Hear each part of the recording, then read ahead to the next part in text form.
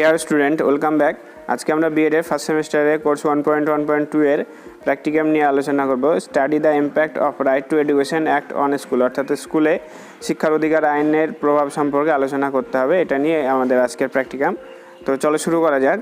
তো তার আগে বলি, তোমরা এখনও যারা আমাদের চ্যানেল অঙ্ক চর্চাকে সাবস্ক্রাইব করনি, অবশ্যই সাবস্ক্রাইব করে নেবে। এখানে যে প্লে লিস্ট বাটনটি দেখতে পাচ্ছ, এখান থেকে তোমরা তোমাদের প্রয়োজনীয় ভিডিও পেয়ে যাবে। তো চলো আজকে প্র্যাকটিকামটি কীভাবে লিখতে হবে আমরা দেখে নেব। প্রথমে রয়েছে ফ্রন্ট পেজ।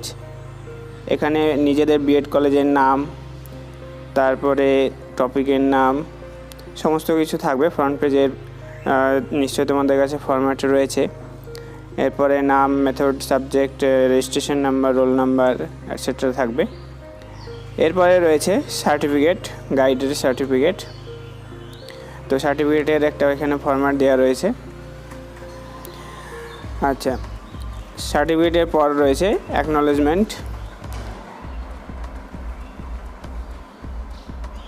এখানে এগুলো লিখতে হবে, হাত দিয়ে লিখলেও হবে, কোনো অসুবিধা নেই।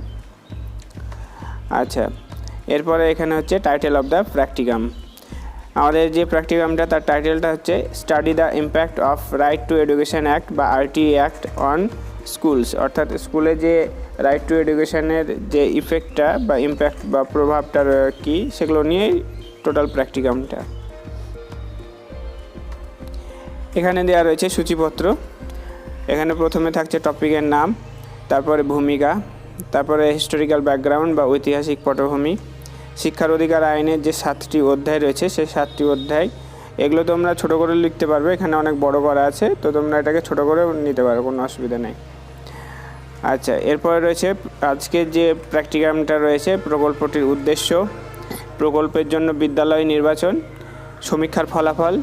8 নম্বরে রয়েছে শিক্ষার অধিকার আইনের সুবিধা এবং অসম্পূর্ণতা। 9 নম্বর উপসংহার এবং সর্বশেষ পয়েন্ট হচ্ছে সহায়ক গ্রন্থ। তো শিক্ষার অধিকার আইন 2009, এটা প্রথম পেজ। এরপরে রয়েছে ভূমিকা।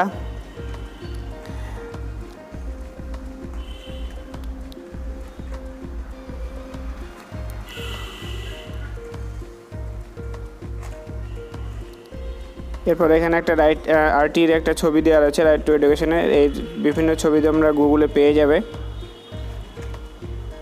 এরপরে হিস্টোরিক্যাল ব্যাকগ্রাউন্ড, অর্থাৎ শিক্ষার অধিকার আইনের যে সংক্ষিপ্ত ইতিহাস সেটা এখানে তুলে ধরা হয়েছে।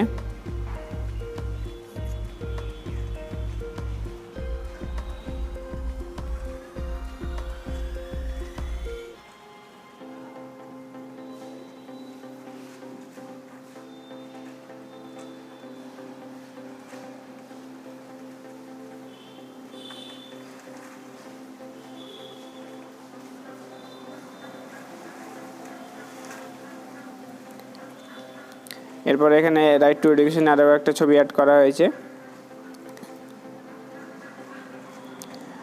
আচ্ছা, শিশুদের অবৈতনিক এবং বাধ্যতামূলক শিক্ষার অধিকার আইন 2009 যে 35 নম্বর আইন, এর প্রথম অধ্যায়।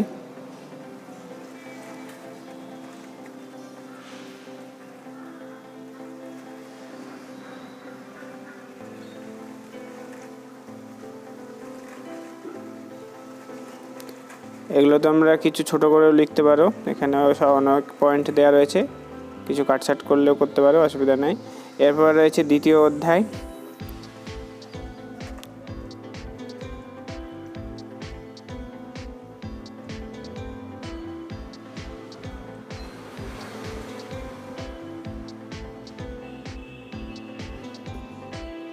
এরপর রয়েছে তৃতীয় অধ্যায়, উপযুক্ত সরকার, স্থানীয় প্রশাসন এবং পিতামাতার কর্তব্য।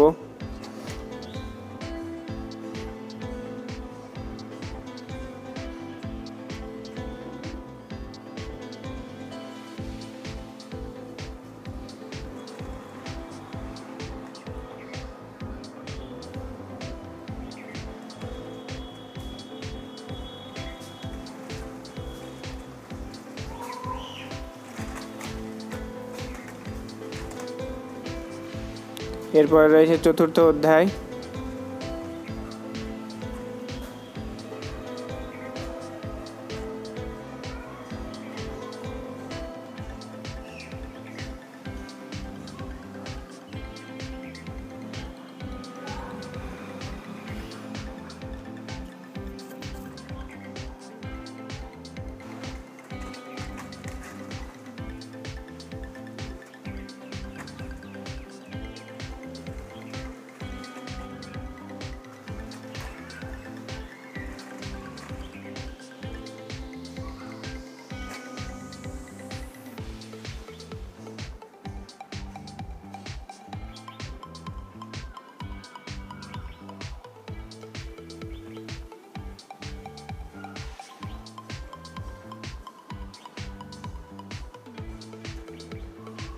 এরপরে রয়েছে পঞ্চম অধ্যায় পাঠ্যক্রম এবং প্রাথমিক শিক্ষা সম্পূর্ণকরণ।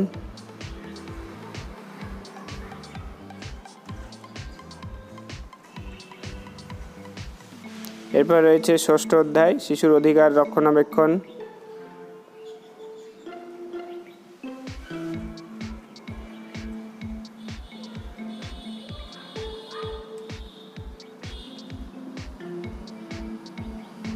এরপরে সপ্তম অধ্যায় বিবিধ।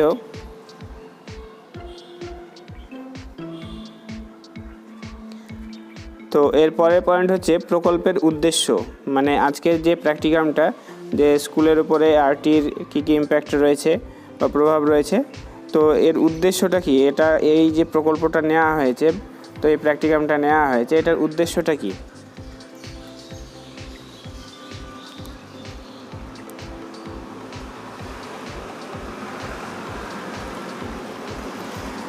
এখানে যে স্কুলে টিচিং পড়বে বা যে স্কুলটা নেওয়া হবে তার একটা ছবি দেওয়া হয়েছে, তো যে কোনো একটা স্কুলে ছবি দিলেই হবে, গুগল থেকে এটা ডাউনলোড করে নিতে পারবে।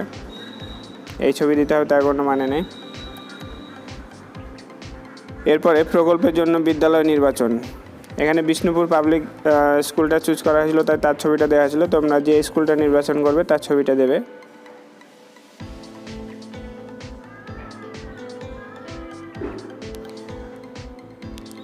এরপরে সমীক্ষার ফলাফল।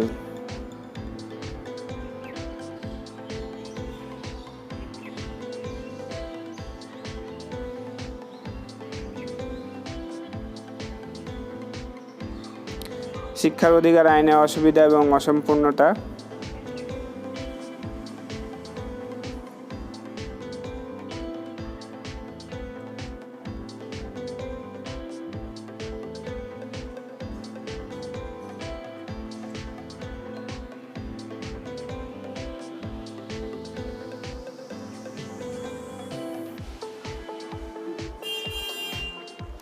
এরপরে রয়েছে উপসংহার।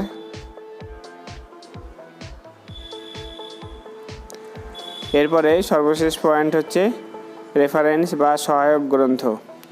এখানে দুটো সহায়ক গ্রন্থ দেওয়া রয়েছে। তো এই ছিল আমাদের আজকের ভিডিও। সবাইকে অনেক অনেক ধন্যবাদ ভিডিওটি শেষ পর্যন্ত দেখার জন্য। তোমাদের জন্য অন্য কোনো প্র্যাকটিকাম দরকার হয় আমাদেরকে কমেন্ট করে জানাবে, আমরা সেটি নিয়ে আসার চেষ্টা করব।